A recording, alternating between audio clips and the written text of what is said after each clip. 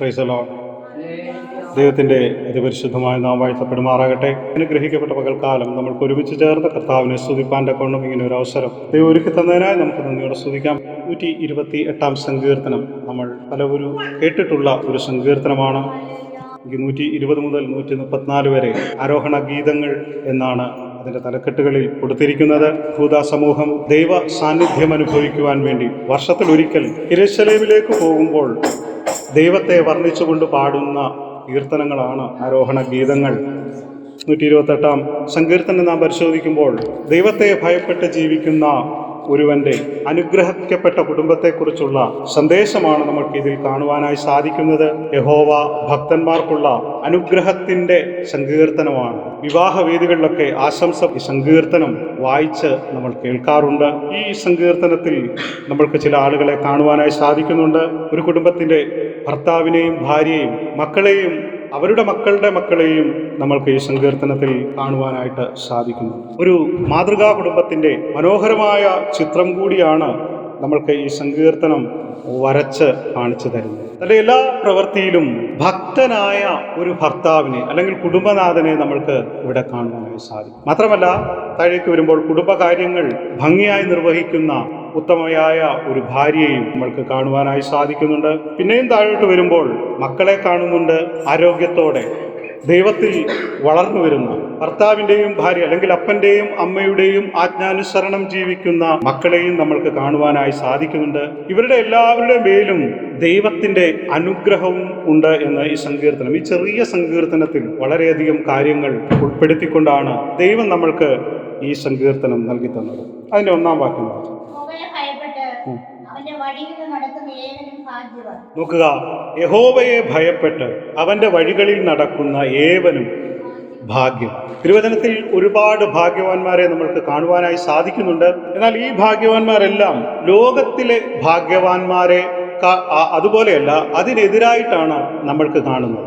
ഈ ലോകത്തിൽ ധനമുള്ളവൻ, ഈ ലോകത്തിലെ സുഖസൗകര്യങ്ങളൊക്കെ ഉള്ളവരെയാണ് നാം ഭാഗ്യവാന്മാർ എന്ന് പറയാം. എന്നാൽ ഇവിടെ പറയുന്നത് യഹോവയെ ഭയപ്പെട്ട് അവന്റെ വഴികളിൽ നടക്കുന്നവനാണ് ഭാഗ്യം. അതായത് യഹോവയെ ഭയപ്പെടുക. ദൈവ ഭയം മൂലം ഭാഗ്യവാനായി തീർന്ന അല്ലെങ്കിൽ ഭാഗ്യമുള്ള ഒരു കുടുംബത്തെയാണ് നമ്മൾക്കിവിടെ കാണുവാനായി സാധിക്കുന്നത്. സത്യത്തിൽ ദൈവം ആരാണെന്ന് തിരിച്ചറിയുമ്പോഴാണ് ദൈവത്തോടുള്ള ഭയം നമ്മൾക്ക് കൂടുതലായി ഉണ്ടാകും. ദൈവത്തെ തിരിച്ചറിയാത്തവർക്ക് ദൈവഭയമില്ല. ദൈവത്തെ ആരാധിക്കാത്തവർക്ക് ഏത് ദൈവം? നമുക്കറിയാം, ഒരുപാട് നിരീശ്വരവാദികളുണ്ട്. അവർക്കൊന്നും ദൈവത്തെ ഭയമില്ല. കാരണം എന്താണ്? അവർ ദൈവത്തെ വിശ്വസിക്കുന്നില്ല. എന്നാൽ ദൈവത്തെ അവർക്ക് അറിയാനായിട്ട് കഴിയുന്നില്ല. എന്നാൽ ദൈവത്തെ നമ്മൾ അറിയും തോറും ദൈവത്തെ നാം ബഹുമാനിച്ചു തുടങ്ങും. ദൈവത്തെ നാം ഭയപ്പെട്ടു തുടങ്ങും. ദൈവത്തെ നാം സ്നേഹിച്ചു തുടങ്ങും. ദൈവത്തെ നാം ബഹുമാനിക്കുന്നില്ലെങ്കിൽ, ദൈവത്തെ നാം സ്നേഹിക്കുന്നില്ലെങ്കിൽ നാം മനസ്സിലാക്കണം, ദൈവത്തെ നാം അറിയേണ്ടതുപോലെ അറിഞ്ഞില്ല എന്ന് നാം മനസ്സിലാക്കണം. യഹോവ നമ്മുടെ ദൈവമാണ്. അവൻ നമ്മുടെ ബഹുമാനം അവൻ അർഹിക്കുന്നുണ്ട്. അപ്പോൾ ആ ബഹുമാനം നമ്മൾ കൊടുക്കണം. അത് എങ്ങനെയാണ് കൊടുക്കുന്നത്? ദൈവവചനം അനുസരിക്കുന്നതിലൂടെയാണ് ബഹുമാനം നാം കൊടുക്കുന്നത്. ദൈവവചനം അനുസരിക്കാത്ത ഒരാൾക്ക് ദൈവത്തെ ബഹുമാനിക്കുവാൻ തക്കവണ്ണം കഴിയുകയില്ല. സൺഡേ സ്കൂളിലും ഈ VBSനൊക്കെ പഠിപ്പിക്കാറുണ്ട്.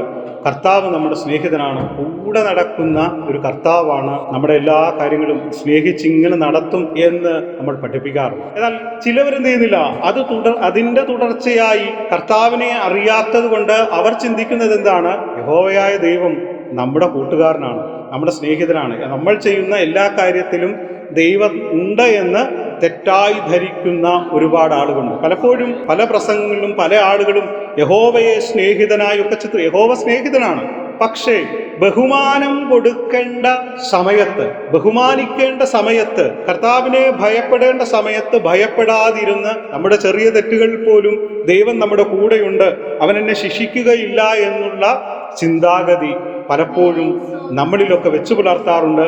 അത് മാറേണ്ടതാണ്. 2-ാം സങ്കീർത്തനം 11-ാം വാക്യത്തിൽ ഇങ്ങനെ പറയുന്നു, ഭയത്തോടെ യഹോവയെ സേവിപ്പീൻ, വിറയലോടെ ഘോഷിച്ചുല്ലസിപ്പിക്കും. ആരാധനയ്ക്ക് വരുമ്പോൾ ഭയത്തോടെയാണ് യഹോവയെ സേവിക്കേണ്ടത്. യഹോവയിലേക്ക് കടന്നു വരുമ്പോൾ നമ്മളിൽ ഒരു ഭയം ഉണ്ടാകണം. അത് മറ്റുള്ള ഒരു ലോക മനുഷ്യനെ ഭയപ്പെടുന്നത് പോലെയല്ല. യഹോവയെ സ്നേഹിച്ചും ബഹുമാനിച്ചും നാം ഭയപ്പെടണം. മാത്രമല്ല, വിറയലോടെ ഘോഷിച്ചുല്ലസിക്കണം.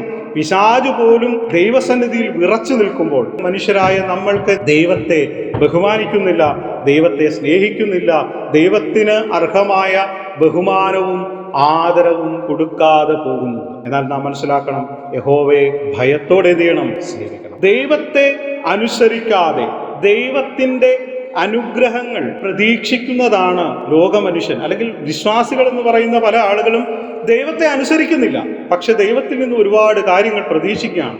നമ്മൾ പമ്പ് പറയാണ്, എൻ്റെ കൂടെ കർത്താവുണ്ട്, ഞാൻ വിളിച്ചാൽ വിളി കേൾക്കുന്ന ദൈവമുണ്ട് എന്നൊക്കെ പറയുമ്പോഴും ദൈവ കൽപ്പനകൾ പലതും നാം എന്ത് ചെയ്യുന്നു?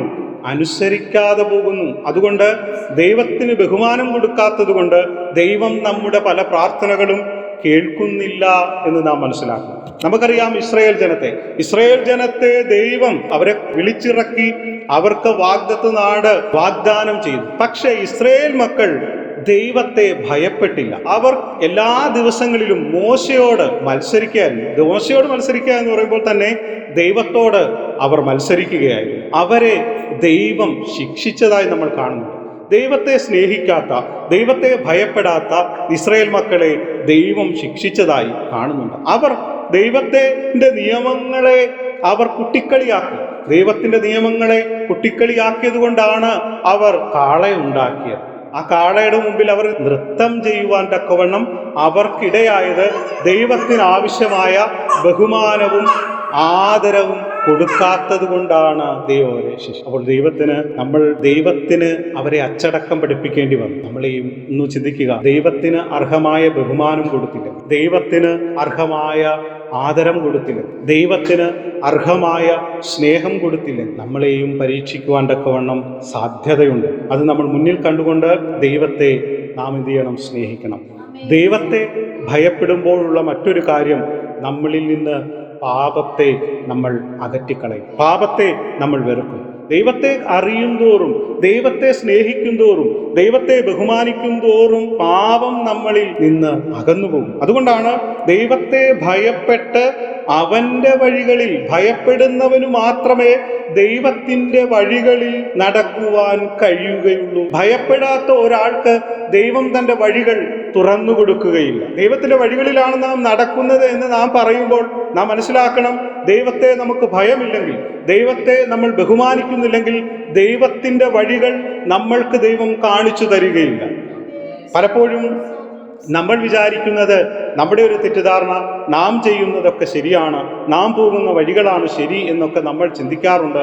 എന്നാൽ നാം ഒരു കാര്യം മനസ്സിലാക്കണം, പലപ്പോഴും നമ്മുടെ ചിന്തകൾക്കനുസരിച്ച്, നമ്മുടെ ഇഷ്ടങ്ങൾക്കനുസരിച്ച് നാം പോകുമ്പോൾ അത് ദൈവത്തിൻ്റെ വഴികൾ ആയിരിക്കണമെന്നില്ല. ദൈവത്തിൻ്റെ വഴികളെ നമ്മൾക്ക് ആ വഴികളിൽ പോകണമെന്നുണ്ടെങ്കിൽ കർത്താവ് തീർച്ചയായും എന്ത് ചെയ്യണം? നമ്മൾ ദൈവത്തെ ഭയപ്പെടണം. ദൈവത്തെ ഭയപ്പെട്ട് അവൻ്റെ വഴികളിൽ, ദൈവത്തിൻ്റെ വഴി, ഞാനെപ്പോഴും പറയുന്നത്, നമ്മൾ പോകുന്ന വഴിയുടെ ഗൂഗിൾ മാപ്പ് ദൈവത്തിൻ്റെ കയ്യിലാണ്. ദൈവം പറയും ഇന്ന സ്ഥലത്തോട്ട് പോയിക്കോ എന്ന് പറയുമ്പോൾ ആ വഴിയിലാണ് നമ്മൾ പോകേണ്ടത്. നമുക്കിഷ്ടമുള്ള വഴികളിൽ പോകുമ്പോൾ അത് ദൈവനിഷേധമാണ്, അത് പാപമാണ്. അങ്ങനെ ഉണ്ടാകുവാൻ തക്കവണ്ണം ഇടയാകരുത്. രണ്ടാമത്തെ വാക്യം വായിച്ചു.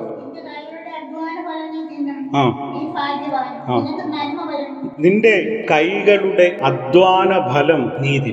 ഈ വാക്യത്തിൽ കാണുന്നത് അധ്വാനിക്കുന്നവന്റെ അനുഗ്രഹമാണ്.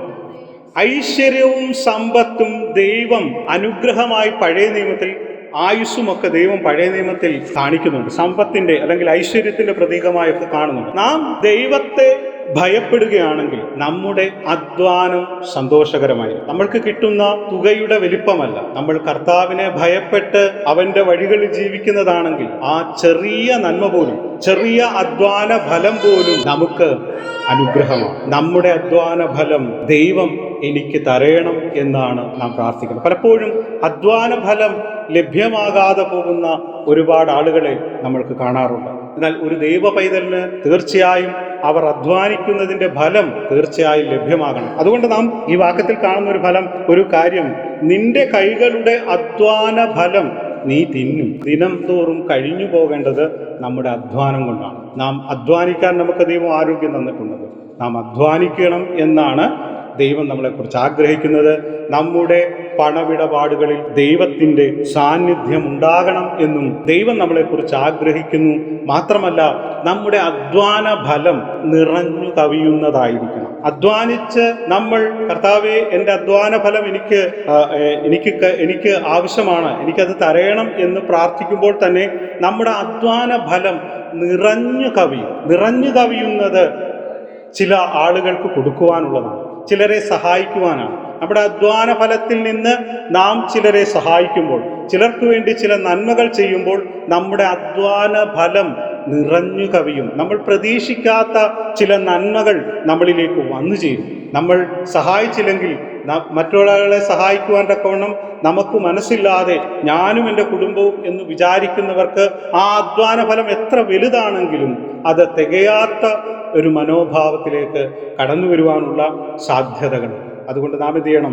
ഈ ലോകത്തിലെ മനുഷ്യർ തങ്ങളുടെ അധ്വാന ഫലം അനേകർക്ക് അവർ കരുണയോടെ ചെയ്യുമ്പോൾ തീർച്ചയായും ദൈവമക്കൾക്കും ആ ഉത്തരവാദിത്തമുണ്ട് എന്ന് നാം മനസ്സിലാക്കണം.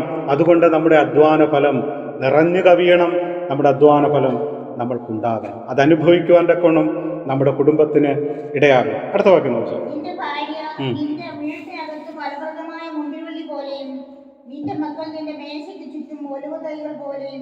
ഭർത്താവിന്റെ അധ്വാന ഫലം അനുഭവിക്കുന്ന കുടുംബം. ഭർത്താവിന്റെ അധ്വാന ഫലം ഭവനം അനുഭവിക്കണമെന്നുണ്ടെങ്കിൽ ആ ഭവനത്തിൽ ചോർച്ചയില്ലാത്ത ഒരു ഭാര്യ ഉണ്ടാകണം എന്ന് തന്നെയാണ് ദൈവം ആഗ്രഹിക്കുന്നത്. ഭാര്യ എന്താകണം? മുന്തിരി വള്ളിയാകണം. ഭർത്താവിനെ ആദരിക്കുകയും ഭർത്താവിനെ ബഹുമാനിക്കുകയും ഭർത്താവിനെ സ്നേഹിക്കുകയും മക്കളെ പരിപാലിക്കുകയും ഭവനത്തിലെ എല്ലാ കാര്യങ്ങളും ചെയ്യുന്ന ഉത്തമയായിട്ടുള്ള ഭാര്യ ഉള്ള ഒരു കുടുംബം ഏറ്റവും സന്തോഷപ്രദമാണ് എന്നാണ് ഈ സങ്കീർത്തനം കാണുന്നത്. മാത്രമല്ല, ഭാര്യയെക്കുറിച്ച് പറയുന്നത് ഫലപ്രദമായ മുന്തിരിവള്ളി ആ ഭവനത്തിന്റെ ദാഹം തീർക്കുന്നതാണ്, ഭവനത്തിന്റെ വിശപ്പ് ശമിപ്പിക്കുന്നതാണ്.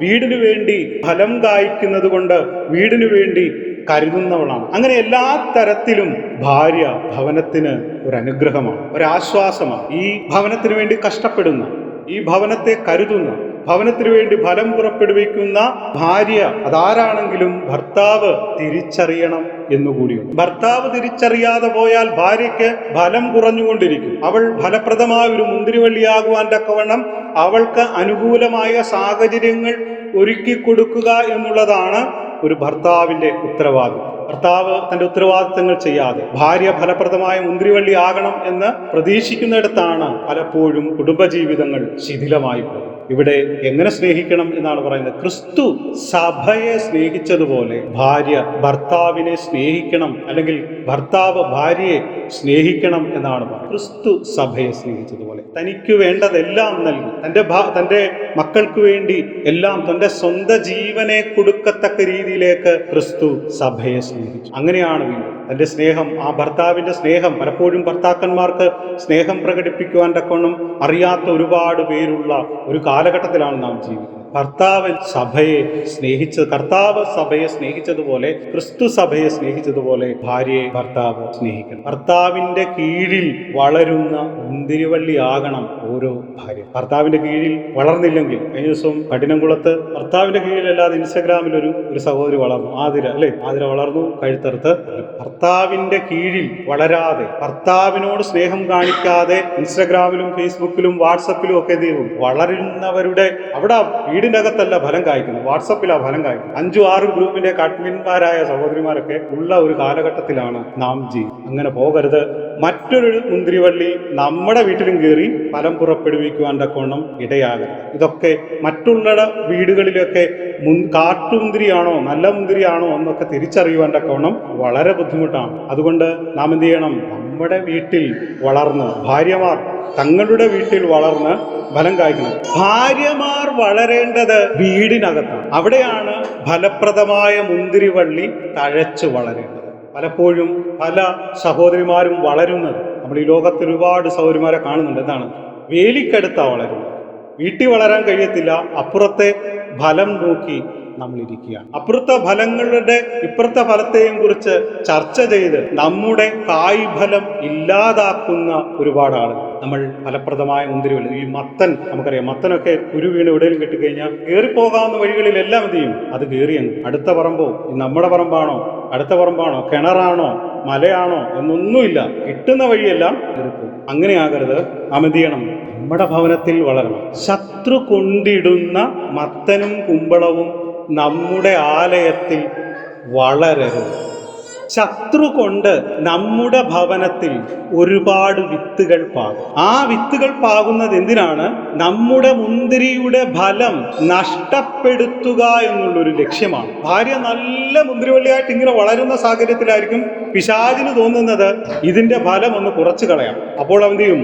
അവൻ മത്തനും കുമ്പളും ഒക്കെ കൊണ്ട് അവിടെ ഇടും. ഇത് ഈ മുന്തിരിവള്ളിയിലെല്ലാം ചാടിക്കേറി പിടിച്ച ഒരിത്തിൽ കണ്ണി പോലെ വളർന്ന് ഫലപ്രദമായ മുന്തിരിവള്ളിയുടെ അനുഭവം നഷ്ടമാക്കും. അതുകൊണ്ട് ശത്രു കൊണ്ടിടുന്ന ആ ഫലങ്ങളെ, അല്ലെങ്കിൽ ശത്രു കൊണ്ടിടുന്ന വിത്തുകളെ നാം തിരിച്ചറിഞ്ഞുകൊണ്ട് വേണം മുന്നോട്ട് പോകാൻ. ഇവിടെ നമ്മുടെ ബുദ്ധിയല്ല പ്രധാനം. നമ്മൾ ദൈവഭക്തിയോടെ ദൈവത്തെ മുൻനിർത്തിക്കൊണ്ട് ദൈവവചനത്തിനനുസരിച്ച് പോകുന്നു എങ്കിൽ ഭാര്യ ഫലപ്രദമായ മുന്തിരിവള്ളിയായിത്തീരും. മാത്രമല്ല, മക്കൾ ഒലിവ് തൈകൾ, തൻ്റെ മേശയ്ക്കു ചുറ്റും ഒലിവ് തൈകൾ പോലെ ഇരിക്കും. ഒലിവ് തൈകൾ പോലെയാണ് ആ കുഞ്ഞുങ്ങൾ അവിടെ ഇരിക്കുന്നത്. മാതാവ് ഫലം കായ്ക്കുന്നതാണെങ്കിൽ, ഭർത്താവ് ഭക്തനാണെങ്കിൽ, ഭർത്താവ് യഹോവയെ ഭയപ്പെടുന്നവനാണെങ്കിൽ തീർച്ചയായും മക്കളും ഫലം നൽകും. ഭവനത്തിന്റെ നന്മയ്ക്കു വേണ്ടി പ്രവർത്തിക്കുന്ന ഭാര്യയുടെയും ഭർത്താവിൻ്റെയും മക്കൾ, അവർ മാതാപിതാക്കളെ കരുതുന്നവരായിരിക്കും. മാതാപിതാക്കൾക്ക് വേണ്ടി അവർ നിലകൊള്ളുന്നവരായിരിക്കും. ഐക്യത്തിൻ്റെയും സമാധാനത്തിൻ്റെയും മേശയുടെ ചുറ്റും ഒലിവ് തൈകൾ പോലെ തൻ്റെ കുഞ്ഞുങ്ങളിരിക്കും എന്നാണ് പറയുന്നത്. ഈ ഒലിവ് തൈകൾ ഫലം കായ്ക്കുന്നതാണ്. അത് ഒന്ന് പിടിച്ചു കഴിഞ്ഞാൽ വർഷങ്ങളോളം ഫലം കായ്ക്കുന്നതാണ്. വർഷങ്ങളോളം ഫലം കായ്ച്ചുകൊണ്ട് ആഴത്തിൽ ഈ ഊർന്നിറങ്ങിയ വേര് ദൃഢമായി ഭവനത്തിൽ അങ്ങനെ കുഞ്ഞുങ്ങൾ അവിടെ നിൽക്കുമ്പോൾ അവർ അവിടെ നിന്നുകൊണ്ട് ഫലം കായ്ക്കും. ഒരു ഉദ്യാനം പോലെ, ഒരു നല്ല പൂന്തോട്ടം പോലെ ഒരു കുടുംബമായി തീരണം. ഭാര്യ ഫലം കായ്ച്ച് മുന്തിരിവള്ളിയാകും. മക്കൾ ഒലിവ് തൈകളായി ആഴത്തിൽ വേരൂന്നി മാതാപിതാക്കളെയും കർത്താവിലും വേരൂന്നി അവർ ഫലം കായ്ച്ചുകൊണ്ടിരിക്കും. ഒലിവ് ചെടികൾ ഇസ്രായേൽ പശ്ചാത്തലത്തിലും ഈ മിഡിൽ ഈസ്റ്റ് പശ്ചാത്തലത്തിലൊക്കെ വളരെയധികം പ്രാധാന്യമുണ്ട്. അനേക ഗുണങ്ങളുള്ളതാണ്. നമ്മുടെ മക്കൾ ഗുണങ്ങൾ, ഭവനത്തിനു വേണ്ടി ഗുണങ്ങൾ ചെയ്യുന്നവരും ഭവനത്തിൻ്റെ നന്മ ആഗ്രഹിക്കുന്നവരുമായി തീരാം. അങ്ങനെ തീരാത്തിടത്താണ് പലപ്പോഴും അസ്വാരസ്യങ്ങളുണ്ട്. നമുക്ക് കഴിഞ്ഞ ദിവസം കണ്ടു ഒരു പയ്യനല്ലേ, അധ്യാപകനോട്, പ്രിൻസിപ്പളിനോടാണ് കൊന്നുകളയുമെന്നൊക്കെ പറയുന്നു. ഭവനം അല്ലെങ്കിൽ സമൂഹം മാതൃകാപരമല്ലാതെ ജീവിക്കുന്ന ഒരു സാഹചര്യം ഇനിയുള്ള കാലത്ത് അത് വർദ്ധിക്കുവാനുള്ള സാധ്യതയുണ്ട്. അതുകൊണ്ട് മറ്റുള്ളവരെ നാം നോക്കി ജീവിക്കുകയല്ല, നമ്മുടെ ഭവനം കർത്താവിൽ ഭയപ്പെട്ട്, കർത്താവിനെ ഭയപ്പെടുന്ന മക്കൾ നമുക്കുണ്ടെങ്കിൽ അവർ ഇങ്ങനെയുള്ള കാര്യങ്ങളിലേക്കൊന്നും പോകുവാൻ തക്കൊണ്ട് ഇടയാകില്ല. വളരെ ചെറിയ പ്രായത്തിൽ 3ഓ 4ഓ ക്ലാസ്സിൽ പഠിക്കുമ്പോഴൊക്കെ മയക്കുമരുന്നിൻ്റെ ഉപയോഗമുള്ള ഒരു കാലഘട്ടമാണ്. അതുകൊണ്ട് യഹോവയെ ഭയപ്പെടണം. നമ്മുടെ കുഞ്ഞുങ്ങളെ ഭയപ്പെടുവാൻ തക്കവണ്ണം, കർത്താവിനെ ഭയപ്പെടുവാൻ തക്കവണ്ണം നമ്മൾക്കെപ്പോഴും അവരുടെ കൂട്ടത്തിൽ നടക്കുവാൻ തക്കവണ്ണം കഴിയുകയില്ല. അവരെ എപ്പോഴും നമുക്ക് നിയന്ത്രിക്കുവാൻ കഴിയുകയില്ല. അവർ ഒളിച്ചു വെച്ചിരിക്കുന്ന രഹസ്യങ്ങൾ നമുക്ക് കണ്ടുപിടിക്കുവാനുള്ള നമുക്ക് കഴിവില്ല. ദൈവത്തോട് പറയുക, കർത്താവേ, അങ്ങയെ ഭയപ്പെട്ട് ജീവിപ്പാൻ തക്കവണ്ണം അവരെ സഹായിക്കണം. അങ്ങനെ യഹോവയെ ഭയപ്പെടുന്നവൻ തീർച്ചയായും മാതാപിതാക്കളെ ഭയപ്പെടും, സമൂഹത്തെ ഭയപ്പെടും, ഭരണകൂടത്തെ ഭയപ്പെടും. അങ്ങനെ ജീവിക്കുവാൻ തക്കവണ്ണം നമ്മുടെ കുഞ്ഞുങ്ങളെ നാം പ്രാർത്ഥനയോടെ വളർത്തേണ്ടത് ആവശ്യമാണ്. നമ്മുടെ കുഞ്ഞുങ്ങളെ നമ്മൾ എത്ര ഭക്തിയോടെ വളർത്തിയാലും ചില ഘട്ടങ്ങളിൽ അവർ പതറിപ്പോകുവാനുള്ള സാധ്യതയുണ്ട്. എന്നാലും നാം പ്രാർത്ഥനയോടെ ആയിരിക്കുമ്പോൾ തീർച്ചയായും നമ്മുടെ കുഞ്ഞുങ്ങൾ ദൈവഭയമുള്ളവരായി വളരുവാൻ തക്കവണ്ണം ഇടയായിത്തീരും. സൺഡേ സ്കൂൾ പഠിപ്പിച്ചത് കൊണ്ട് മാത്രമല്ല, നമ്മുടെ കുഞ്ഞുങ്ങൾ നമ്മൾ ദൈവത്തെ ഭയക്കുന്നുവെങ്കിൽ തീർച്ചയായും നമ്മുടെ കുഞ്ഞുങ്ങളും ദൈവത്തെ ഭയപ്പെട്ട് ഫലം കായ്ക്കുന്നവരായിത്തീരും. സമയമില്ലല്ലോ, നല്ല മക്കൾ. യഹോവ ഭക്തനായ പുരുഷൻ ഇങ്ങനെ അനുഗ്രഹിക്കുന്നു. എങ്ങനെ? നമ്മൾ ആദ്യം വായിച്ച വാക്യം, യഹോവ ഭയപ്പെട്ടവൻ അവൻ്റെ ഭാര്യ മുന്തിരിവള്ളിയായി, അവൻ്റെ മക്കൾ ഒലിവ് തൈകളായി, അവൻ്റെ അധ്വാന ഫലം അവൻ തന്നെ ഭക്ഷിക്കുന്നു, ആ കുടുംബം ഭക്ഷിക്കുന്നു. അതനായ പുരുഷൻ ഇങ്ങനെ അനുഗ്രഹിക്കപ്പെട്ടവനാണ്. 5-ാം വാക്യത്തിലേക്ക് വരുമ്പോൾ, യഹോവ സിയോനിൽ നിന്ന് നിന്നെ അനുഗ്രഹിക്കും, നിന്റെ ആയുഷ്കാലമൊക്കെയും നീ യെരൂശലേമിന്റെ നന്മയെ കാണും. ഭക്തനായ പുരുഷന്റെ ജീവിതകാലം മുഴുവൻ അവന്റെ പ്രത്യാശയും സന്തോഷവും അനുഗ്രഹങ്ങളും അനുഭവിക്കും എന്നുള്ള വാക്യം കൂടിയാണ് നമുക്ക്. സിയോനെ നമുക്കറിയാം, പുരാതന ഇസ്രയേലിൽ സിയോന്റെ പ്രാധാന്യം വളരെ പ്രധാനപ്പെട്ടതാണ്. അത് ഉടമ്പടിയുടെ പ്രതീകമായിരുന്നു. സങ്കീർത്തനം 9:11 വായിക്കുന്നു, സിയോനിൽ വസിക്കുന്ന യഹോവയ്ക്ക് സ്തോത്രം പാടുകയും. സിയോനിൽ വസിക്കുന്ന യഹോവ, അതെങ്കിൽ യെരൂശലേമിൽ വസിക്കുന്ന കർത്താവ് യെരൂശലേമിൽ സിംഹാസനസ്ഥനായിരിക്കുന്നു. യഹോവയുടെ പെട്ടകം അവിടെയാണ് വെച്ചിരിക്കുന്നത്. കെരൂബുകളുടെ മീതെ വസിക്കുന്ന ദൈവം സിയോനിൽ നിന്ന് നിന്നെ അനുഗ്രഹിക്കും എന്നാണ് പറയുന്നത്. യഥാർത്ഥ അനുഗ്രഹങ്ങൾ സിയോനിൽ നിന്ന് മാത്രമേ ഉള്ളൂ. യഥാർത്ഥ അനുഗ്രഹങ്ങൾ നമ്മുടെ കർത്താവിൽ നിന്ന് മാത്രമേ ഉള്ളൂ എന്ന് നാം മനസ്സിലാക്കണം. ഈ ലോകത്തിൻ്റെ അനുഗ്രഹങ്ങളൊക്കെ നമ്മുടെ മുമ്പിൽ കടന്നു വരാം, എന്നാൽ യഹോവയിലുള്ള അനുഗ്രഹങ്ങളെ തിരിച്ചറിയുക എന്നുള്ളതാണ്. ആത്മീക അനുഗ്രഹങ്ങളെ തിരിച്ചറിയുവാൻ തക്കവണ്ണം നാം പാകപ്പെടണം. നാം പാകപ്പെട്ടില്ലെങ്കിൽ സിയോനിൽ നിന്നുള്ള അനുഗ്രഹങ്ങൾ ഏതാണ്, ഈ ലോകത്തിൻ്റെ അനുഗ്രഹങ്ങൾ ഏതാണ് എന്ന് നമുക്ക് തിരിച്ചറിയുവാൻ കഴിയാതെ പോകും. സിയോനിൽ നിന്ന് അനുഗ്രഹിക്കപ്പെടുക. ദൈവം എവിടെയാണെങ്കിലും ദൈവം നമ്മളെ സിയോനിൽ നിന്ന് അനുഗ്രഹിക്കും. നമ്മൾ ഏത് ദേശത്തായിക്കോട്ടെ, ഭവനത്തിലായിക്കോട്ടെ, നമ്മൾ ഏത് രാജ്യത്തായിക്കോട്ടെ, എവിടെയാണെങ്കിലും അനുഗ്രഹം വരുന്നത് സിയോനിൽ നിന്നാണ്. മാത്രമല്ല ഇവിടെ നിന്റെ ആയുഷ്കാലമൊക്കെയും യെരൂശലേമിൻ്റെ നന്മയെ കാണും എന്നാണ്. നിന്റെ ആയുഷ്കാലം, നിന്റെ ആയുഷ് എത്രയാണോ അത്രയും കാലം യെരൂശലേമിൻ്റെ നന്മ കാണും. നമുക്കറിയാം, തലസ്ഥാന നഗരമായ യെരൂശലേമിൻ്റെ നന്മ എന്ന് പറയുന്നത് ഒരു രാജ്യത്തിൻ്റെ നന്മയാണ്. അവിടുത്തെ ജനങ്ങളുടെ നന്മയാണ്. ഓരോ ഭവനത്തിൻ്റെയും നന്മയാണ്. യെരൂശലേം അഭിവൃദ്ധി പ്രാപിക്കുമ്പോൾ ജനം അഭിവൃദ്ധി പ്രാപിക്കും എന്നാണ് നമ്മൾ. അപ്പോൾ ആ ജനം അഭിവൃദ്ധി പ്രാപിക്കുമ്പോൾ കുടുംബങ്ങളും സമൂഹങ്ങളും വ്യക്തികളും എല്ലാം അനുഗ്രഹിക്കും. യെരൂശലേമിൻ്റെ നന്മ കാണുമെന്ന് പറഞ്ഞാൽ ആ രാജ്യം, അല്ലെങ്കിൽ യെരൂശലേം പ്രതിനിധാനം ചെയ്യുന്ന രാജ്യം, ഇസ്രായേൽ രാജ്യം നന്മകളാൽ സമൃദ്ധമായി ഇരിക്കും. അത് അനുഭവിക്കുവാൻ തക്കവണ്ണം നമ്മൾ ഈ കണ്ട ഭവനം സന്തോഷിക്കുന്നത് പോലെ എല്ലാ ഭവനങ്ങളും അങ്ങനെ സന്തോഷിക്കുവാൻ തക്കവണ്ണം ഇടയാകും എന്നാണ് സങ്കീർത്തനക്കാരനോട് പറയുന്നത്. അടുത്ത അവസാന വാക്യം, നീ മക്കളുടെ മക്കളെയും നീ കാണും, ഇസ്രയേലിൽ സമാധാനമുണ്ടാകട്ടെ. മക്കളുടെ മക്കളെ, തലമുറകളെ കാണുക എന്നുള്ളൊരു നന്മ പഴയ നിയമ അനുഗ്രഹങ്ങളിൽ ഒരു പ്രധാനപ്പെട്ടതാണ്. ആയുസ് എന്നുള്ളത് പഴയ നിയമ അനുഗ്രഹങ്ങളിൽ പലപ്പോഴും ഓർപ്പിച്ചിട്ടുണ്ട്. പഴയ നിയമകാലങ്ങളിൽ സമ്പത്ത് ഒരു അനുഗ്രഹമാണ്, തലമുറകൾ അനുഗ്രഹമാണ്. ആ തലമുറയെ കാണുവാൻ തക്കവണ്ണം ആയുസ് കിട്ടുക എന്നുള്ളതാണ്. അല്ലെങ്കിൽ ഒരു ചെറിയ കാലയളവിൽ ഒരു നന്മ പ്രാപിച്ചു എന്നുള്ളതല്ല, ആയുസ് കിട്ടി ആ നന്മകളെ കണ്ടനുഭവിക്കുക എന്നുള്ളത് പഴയ നിയമത്തിൽ ഒരു അനുഗ്രഹമാണ്. നിന്റെ മക്കളുടെ മക്കളെയും നീ കാണും, ഇസ്രയേലിൽ സമാധാനം ഉണ്ടാകട്ടെ. സമാധാനപരമായ ഒരു രാജ്യത്ത് തലമുറകളെ കണ്ട് സന്തോഷിക്കുവാൻ ഇടയാകുക എന്നുള്ളത് വളരെ പ്രധാനം. സന്തോഷകരമായ ഒരു രാജ്യത്ത് താമസിക്കുക എന്നുള്ളത് വലിയ പ്രധാനം, അല്ലേ? നമ്മൾ സന്തോഷകരമല്ലാത്ത പ്രതിസന്ധികളുള്ള, ഇപ്പം അഫ്ഗാനിസ്ഥാനിലോ എല്ലാം കൊണ്ട് നമ്മളെ ഇട്ട് കഴിഞ്ഞാൽ നമുക്ക് താമസിക്കാൻ ഭയങ്കര ബുദ്ധിമുട്ടാണ്, ഇല്ലേ? അതുപോലെയുള്ള സമാനമായ പ്രശ്നങ്ങൾ നിറഞ്ഞ, പിടിച്ചുപറിക്കാരുള്ള ഒരു സമൂഹത്തിൽ ജീവിക്കുക അരാജകത്വം നിറഞ്ഞ ഒരു സമൂഹത്തിൽ ജീവിക്കുക എന്നുള്ളത് വളരെ ബുദ്ധിമുട്ടുള്ള കാര്യം. എന്നാൽ ഇവിടെ പറയാണ്, യെരൂശലേം നന്മ പ്രാപിക്കുന്നു, യെരൂശലേം അനുഗ്രഹം പ്രാപിക്കുന്നു. ആ നന്മയെ ഭക്തന് കാണുവാൻ തക്കവണ്ണം കഴിയും. തലമുറകളെ കണ്ട് സന്തോഷിക്കും. ദേശത്ത് അനുഗ്രഹം മാത്രമല്ല, തലമുറകളെയും കണ്ട് സന്തോഷിക്കുവാൻ തക്കവണ്ണം ഇടയാകുന്ന ഒരവസ്ഥയിലേക്ക് ആയിത്തീരട്ടെ എന്ന് ദൈവം സങ്കീർത്തനക്കാരിലൂടെ നമ്മളോട് പറയാണ്. ഇസ്രയേലിൽ സമാധാനം ഉണ്ടാകട്ടെ, ഇസ്രയേലിൽ സമാധാനം ഉണ്ടാകട്ടെ. അതുപോലെ തന്നെ നമ്മുടെ ഭവനങ്ങളിലും സമാധാനം ഉണ്ടാകട്ടെ, ഭർത്താവിൽ സമാധാനം ഉണ്ടാകട്ടെ, ഭാര്യയിൽ സമാധാനം ഉണ്ടാകട്ടെ, നമ്മുടെ മക്കളിൽ സമാധാനം ഉണ്ടാകട്ടെ. അതുവഴി നാം പലപ്പോഴും സമൂഹത്തിൽ സമാധാനം പരത്തുന്നവരായിത്തീരട്ടെ, ഒരു രാജ്യത്ത് സമാധാനം പരത്തുന്നവരായിത്തീരട്ടെ. എല്ലാറ്റിനും അടിസ്ഥാനം ദൈവത്തെ ഭയപ്പെടുക എന്ന്. ദൈവത്തെ ഭയപ്പെട്ട് മുന്നോട്ട് പോകുവാൻ തക്കണം ദൈവം നമ്മളെ സഹായിക്കുമാറാകട്ടെ എന്ന് പ്രാർത്ഥിച്ചുകൊണ്ട് ഞാൻ എൻ്റെ വാക്കുകളിൽ നിന്ന് വിരമിക്കുന്നു. ദൈവം നമ്മളെ സമൃദ്ധമായി അനുഗ്രഹിക്കുമാറാകട്ടെ. തുടർന്ന് സാക്ഷ്യങ്ങൾക്കുള്ള അവസരമാണ്.